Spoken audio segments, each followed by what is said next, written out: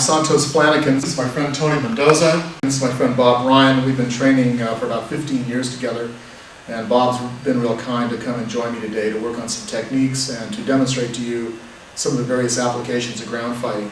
To begin with, I'd like to go over some definition of terms. This is called the mount, and the advantage of the mount is that I have both legs, both arms, and my head to be used as weapons, where Bob only has 2 arms. We have what's called foot-leg control. I'm within Bob's foot and leg control. Bob can use his legs or his feet to control my body. He could have 1 foot between my legs and 1 foot on the exterior like this. This would be called half guard. And from this position he can control my body, and he can tell where I'm coming and where I'm going to by using his legs. So this is called foot and leg control. Brazilians have referred to this as the guard. This is either called the closed guard, and this is called the open guard. He can still use his legs and feet to control my actions.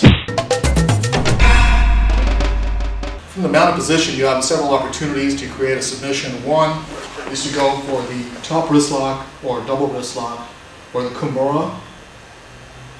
It can be achieved by, again, the right angle, and you don't necessarily have to grab hold of the wrist. You can just go wrist to wrist, and push comes to shove, you can push the wrist down in this position like a gooseneck and use your chest to create the submission, and then you can also use your neck to push the elbow down on this gooseneck and push the head away and create a submission here. Next, opponent's punching. You push the opponent's arms down and capture his arms underneath your chest. And if he has long hair, you lift his hair up, this arm slips under, and you go for the choke from this position. And once I squeeze, he has to tap with his foot. We have what's called the mount to a single leg tangle or a double leg tangle, and the secret to this is to be able to spread your opponent out like this, and if you can put his arms down on the ground and lift, you get a nice submission here, and also create a submission from this point or from this point. In fact, if you can roll him all the way over back to where he's in this position, you can pass this arm, bring this foot up, and do a leg lock from here. Side control is a position whereby I release myself from Bob's guard and go into what's called side control. I can either go this direction, or I can go this direction, and as long as I'm in a perpendicular position, this is referred to as side control. From this position, I have many options available to me for submission. One is when I release this position and go to side control, I can go to what's called the kimura, top kimura. It's also called the wrist lock or double wrist lock. And notice how when I grab this, I start with my thumb underneath, but then once his elbow achieves a right angle, this thumb comes up, and this is my ultimate positioning. Okay, from here, notice I spread out, I use my chest to chest, and I develop a strong base here to use as leverage for applying submission to his elbow and shoulder. Also from this position, I can jump over and go to a kimura from this side. Notice I'm still keeping my base. And notice how I switch legs. Bring my inside leg out and go to a nice wide base here, where I have all the leverage in the world to submit him via his elbow and shoulder. Also, I can go to this position. Bob's shoulder's a little sore, so I'm going to take it easy on him. I can keep my feet together and lift and go to submission from here, here, and here. So again, once we go from the guard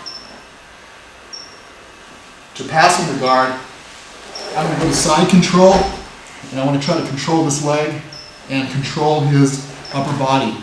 Now generally, people will keep this leg up to keep it from mounting. You see, he'll keep that leg up. But he has to be careful because there's a lot of options that I have. From this position, I can slide up and go right to a foot lock. I can slide up and I can turn on my inside shoulder and go into a foot lock. Do it again. I can go from side, passing, going to side control, and immediately I can go right to the Kimura, which is also called the top wrist lock. And you can see where I'm going against the joint. And then also at this point, you always want to have a right angle here, so keep that in mind. Once you're in side control, look for the right angle. Reach in, thumb up preferably in both instances. And from here, you can pull down and lift. And also, I want to try to get a good base if possible. This is very important. Now from this position, I can take this hand out. I don't want him to hit me with it. So I can just lift my hips up, tuck this arm up, also in a right angle, and double key it with my leg. You see, so I have, in essence, I have keyed it, I have double keyed it. Notwithstanding, I still have this joint lock where I use my hips to apply the submission. And then I also have this hand free for pulling this neck up or either inflicting damage in this instance. That was close, wasn't it? Also, make note that from this position, going to side control, I'm controlling the knee. I'm always keeping my body perpendicular while I'm in side control. Now, in case I miss this, it's a possibility that I might miss it. He's going to most likely turn his body this way to try to escape. My job is that once I have him in side control, to keep him in side control and apply a submission. So I'm going to use my body to twist. And again, I've got a key lock. And at this point, I can either take the key lock to switch arms, come this way, sit out for a key lock, or I can achieve the key lock and watch my lower body. I can spin and go to this Kimura, trap with my elbow, double key with my arm, my hand over my bicep, and again I'm using my body to sit out, and notice how it gets spread out like this to develop a good base. Now I just lean back and he'll tap. This is an excellent submission from side control.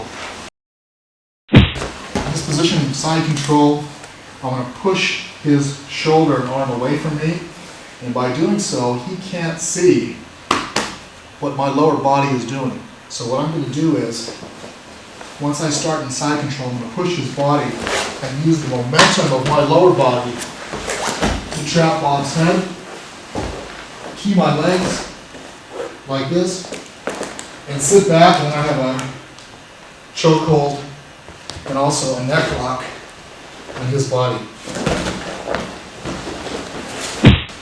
One more thing, I pass, I catch. Now when you throw, when you do this pass to throw the opponent's body away from you so you can go into side control from here. Now see, he can't see what my legs are doing. Gives me the opportunity to either grab this wrist or this wrist. But even better, it gives me the opportunity for me to use this leg to inflict damage on his head. Or even better, what I like is to be able to throw this leg all the way over, key his head behind my knee. Again, figure four my legs, push the elbow, and I have a submission. Also, one more thing, in this position, Again, he doesn't see my leg coming. I can move my legs around, trap his head between my knees, capture his arm, and apply a submission to his neck. In a different position, I roll him, come with my leg, keep behind my leg, trap my legs together, and the important thing is to take this arm and push it toward you. Another submission, which is my favorite, is called the crooked head scissors. Again, it's the same psychology or physiological movement. I'm causing him to move this way, trap his head between my knees, and I capture this arm very lightly and loosely, okay? Then I come down on him and lift my knees up in the air, and I use my knees to submit my opponent, notwithstanding that I have a series of wrist flexes that can be used, and also a series of arm bars, and a series of short arm figure fours that I can use to submit my opponent via this short arm figure four, or better known as a key lock. Another very good move that a lot of people neglect is the reverse mount. Once you're in side control, you can give the impression that you're going to mount, but the amount of energy that it takes to mount, achieve the mount, and go into a posture for submitting takes so long. So what I would suggest is once you're in side control, fake the mount, and once his leg comes up to defend, you reverse mount. And from this position, you go right into a knee bar, or a foot or ankle lock, or I can just, again, like I said previously, I can just fall right back into a knee bar. And note how I capture his leg, capture his knee, and keep my own foot to keep myself out of harm's way and actually isolate this ultimate submission. And then I can also go to foot lock from here, and I have a couple different variations of the foot lock, either or, and the knee bar. Also, from side control, in this position I'm going to fake my mount. I'm going to fake the mount, and he usually is going to keep his foot up here from passing.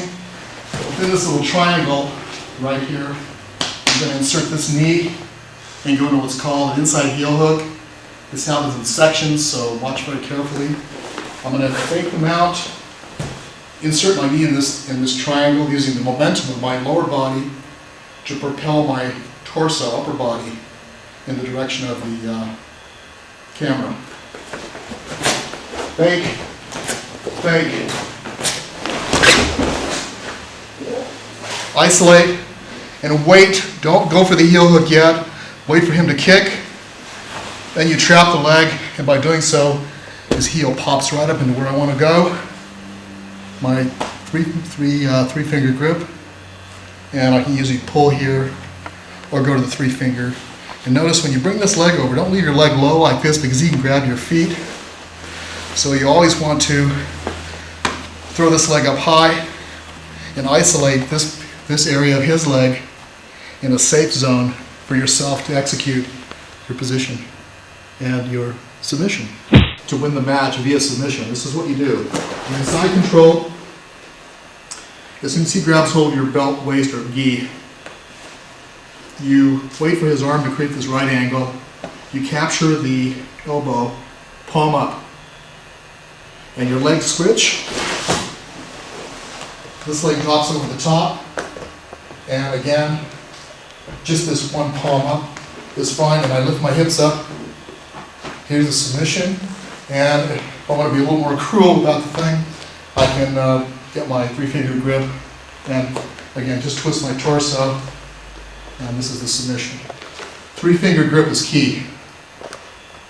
When I'm in side control, controlling his upper body, I always want to keep my base, note my legs are always wide like this. I want to keep my base, because if I were to get up on my hands and knees like this, Tony could easily roll me. I don't want that.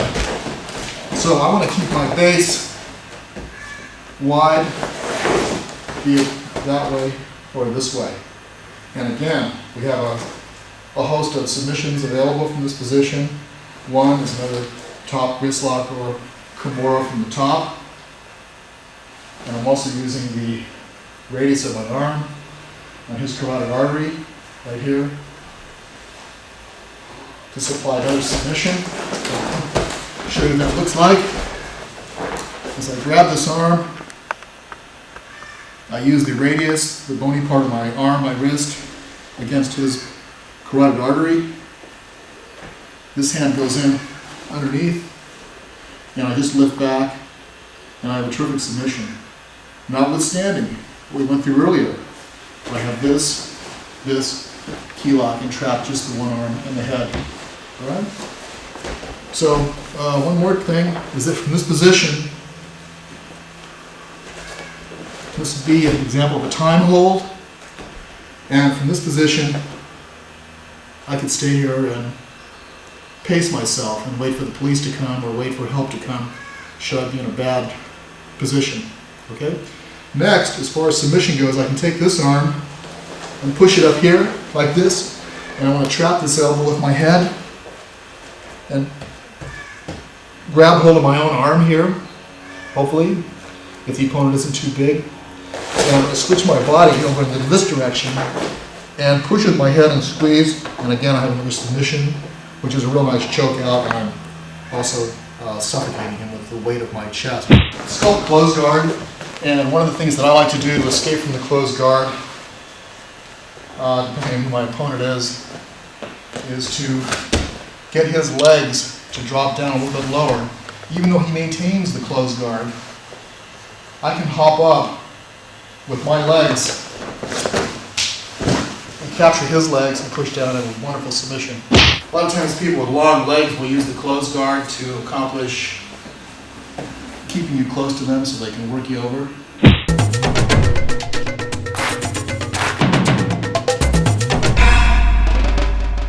Is to, with the closed guard, come up, push, break the feet apart, and pass. And by passing, you capture the knee and replace your hand with your own hips like this, and go right to knee bar. And again, you can go right to a foot lock from here too if all else fails. So you've got to have some options. The use of Leglocks, they're being used now by the Brazilians, some of the Brazilians, and a handful of the Russians are practicing Leglocks like mad, and they're using these to facilitate their wins in the no-hold-barred fights around the world, in Pride, Abu Dhabi, and in the Ultimate Fighting Championship here in Las Vegas. But in essence, Leglocks are a terrific way to win a match, and you can beat an opponent usually by using a technique that he's unfamiliar with. Get a leg lock, you should always use this part of your wrist again, and you want to use this part of his leg.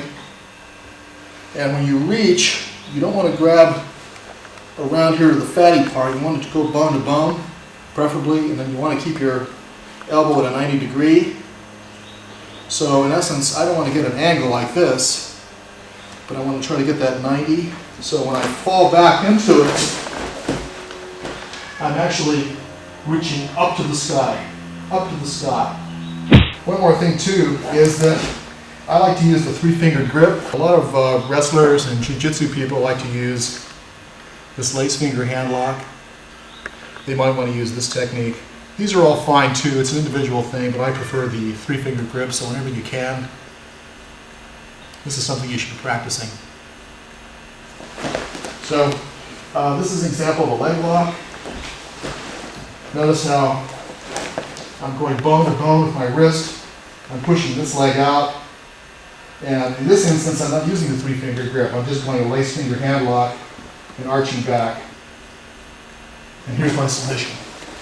Whenever you go for a leg lock, you want to have one leg in the center, always. So when you actually go in for the leg lock, you want to be able to come in with both knees, stop, sit back, and apply your leg lock. It's a possibility that in this position I can still apply a leg lock by just using my hips and by trapping his instep. This particular leg lock is called the outside heel hook, and again, I'm using the non-fleshy part of the radius of my arm, trap his heel, and most importantly, when you come up with this leg, rather than throwing the leg here so he doesn't grab my foot, what I want to do is I want to try to bring my foot up as high as possible to isolate this area, and if need be, you can trap your own foot by key locking it like this to ensure that you don't put your own foot in jeopardy. So at this position, I have a very nice position for achieving the proper heel hook. Also, I can grab hold of my own pant leg and just pull with these fingers and achieve this outside heel hook in this position also.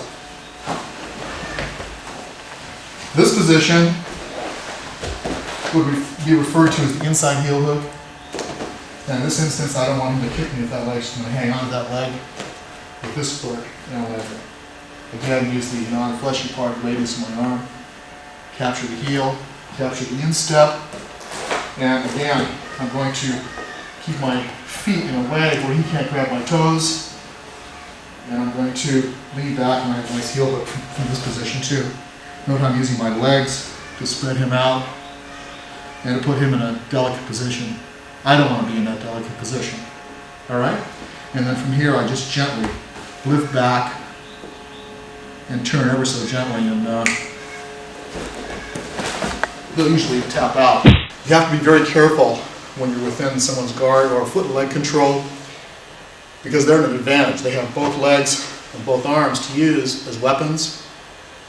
And the most important thing is not to commit by coming in too deep, because in this position, I put myself in a bad way. Bob can push his hips out and go for the arm bar, and he can just push me down.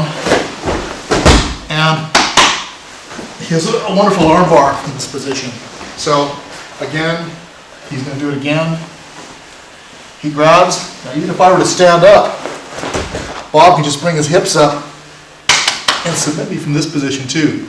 So as the sport, mixed martial arts, and jiu-jitsu and submission wrestling becomes more popular and the athletes become more keen on the movements, we've had to develop more skills to outmaneuver the competition. So once you're in this position and your arm is here, you know he's going to go for the arm bar. So you must keep your elbow as low as possible.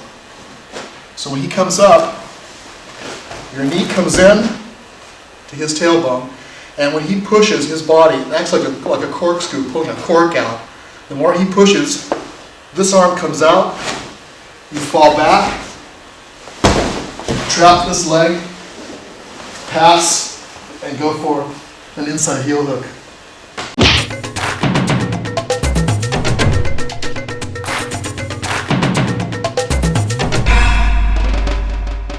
One of the things that I like to use, let's say he has the closed guard on me, and to break the lock, I'm going to hook this leg with my leg, and I'm going to turn, go on my inside shoulder, trap this leg, and go right for the ankle lock. First thing you should know about a leg lock is that to achieve a leg lock, one leg is always going to be in the center. It's like this. Whether it be this leg, or whether it be this leg, one leg is always going to capture, be able to be between both legs so you can capture the knee. Now in this position, what I want to do is use my hips and knee to be able to control his knee. So when I fall back,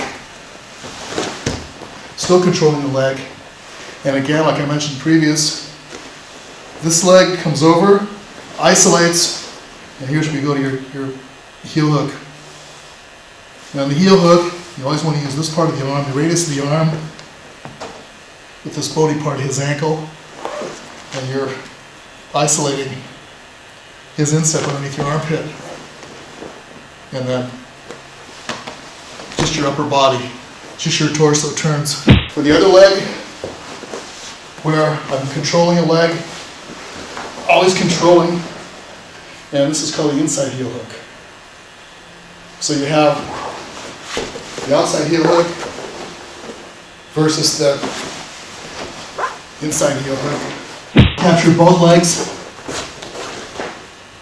and I drop the inside leg to this position, and I capture both knees with my knees fall back, and I have a figure 4 leg lock and a heel hook simultaneously. All right, in this position, Tony's in my guard. This is also called foot and leg control. He's raining down punches on me.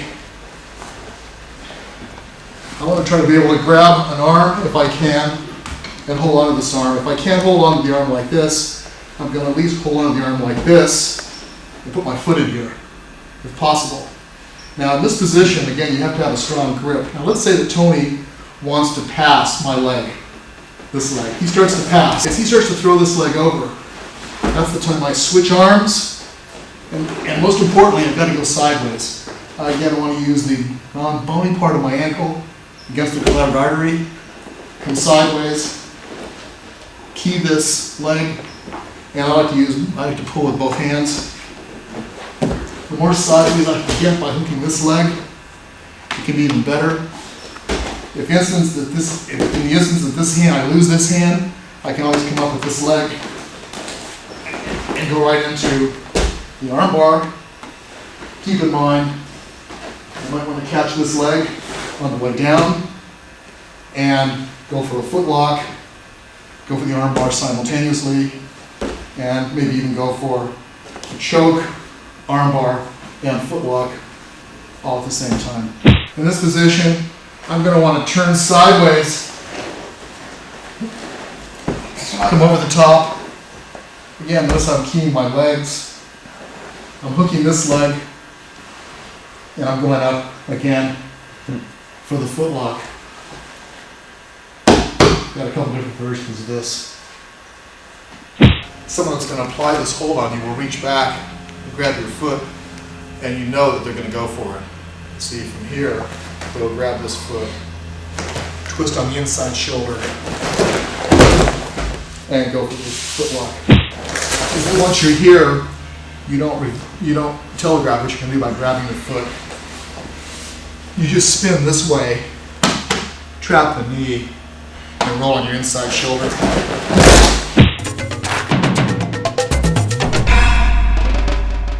The fighters are becoming more sophisticated now, and the less that you telegraph what your movement is going to be, the more successful you're going to be.